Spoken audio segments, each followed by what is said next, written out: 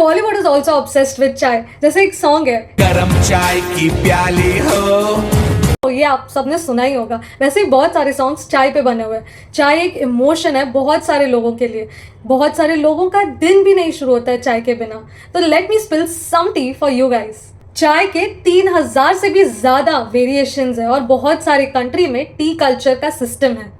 तो T culture क्या होता है? तो टी कल्चर एक गैदरिंग होती है जहाँ पर उन्हें चाय बनाना सिखाते हैं, चाय सर्व करना सिखाते हैं और चाय कैसे पब्लिक में कंज्यूम की जाती है वो भी सिखाते हैं। ये उनके कल्चर का एक इम्पॉर्टेंट हिस्सा होता है। और क्या आपको पता है, टी बैग्स के अराउंड भी एक इंटरेस्टिंग स्टोरी है। न्यूयॉर्क के एक मर्चेंट थॉमस सुलिवन ने अपने चाय के सैंपल्स को छोटे छोटे सिल्क मसलिन बैग में भरकर कस्टमर्स तक भेजने लग गए। कस्टमर ने उसे एज इट इज गर्म पानी में डंप कर दिया और चाय ऐसे कंज्यूम करने लग गए। जब सुलिवन ने देखा तो उसे लगा कि ये कितना कन्वीनियंट मेथड हो सकता है चाय कंज्यूम करने का, और वहां से हमारा टी बैग बॉर्न हुआ। और हमारे आइस टी के पीछे भी एक ऐसी इंटरेस्टिंग स्टोरी है। तो रिचर्ड नाम के एक मर्चेंट अपने चाय के सैंपल्स को बेच रहे थे और उन्होंने नोटिस किया कि इतनी तपती गर्मी में कोई भी चाय नहीं ले रहा था।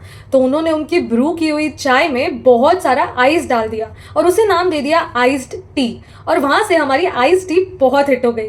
तो क्या आप हाई टी एंजॉय करते हैं? हाई टी का कॉन्सेप्ट इंग्लैंड से स्टार्ट हुआ, बट इसकी क्यों और कैसे जरूरत पड़ी, चलो जानते हैं। तो हाई टी का हाई क्लास से तो बिल्कुल भी लेना देना नहीं है। तो इंग्लैंड में आफ्टरनून टी का चलन स्टार्ट हो गया था। मतलब बहुत सारे लोग 4 PM के अराउंड चाय पीना पसंद करते थे।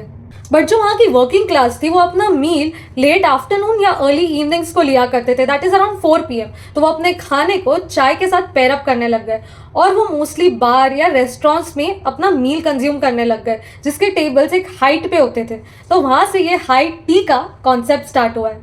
और इंटरेस्टिंगली लो टी करके एक कॉन्सेप्ट है जो और ज़्यादा sophisticated sit down T affair होता है। बेसिकली वहाँ पर सब नीचे बैठकर एक फैंसी टी सर्विस एंजॉय करते हैं। और सबसे इंटरेस्टिंग बात, ये टी अफेयर अपर क्लास में ज़्यादा फेमस है। कैट कॉफ़ी के बारे में तो सभी ने सुना होगा, बट क्या आपने पैंडा डंग टी के बारे में सुना है?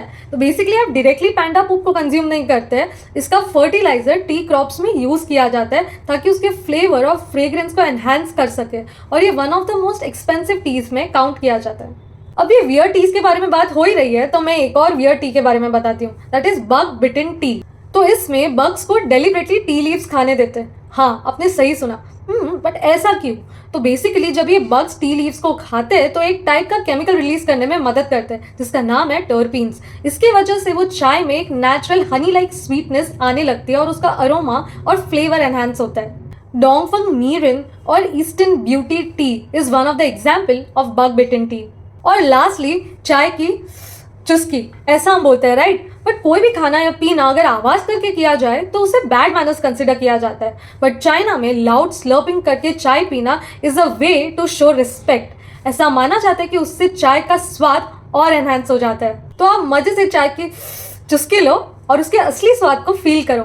Read the caption for more such interesting information and hope you found this video interesting। अगर वीडियो अच्छी लगी हो तो आपके सभी चाय लवर फ्रेंड्स के साथ ये जरूर शेयर करना।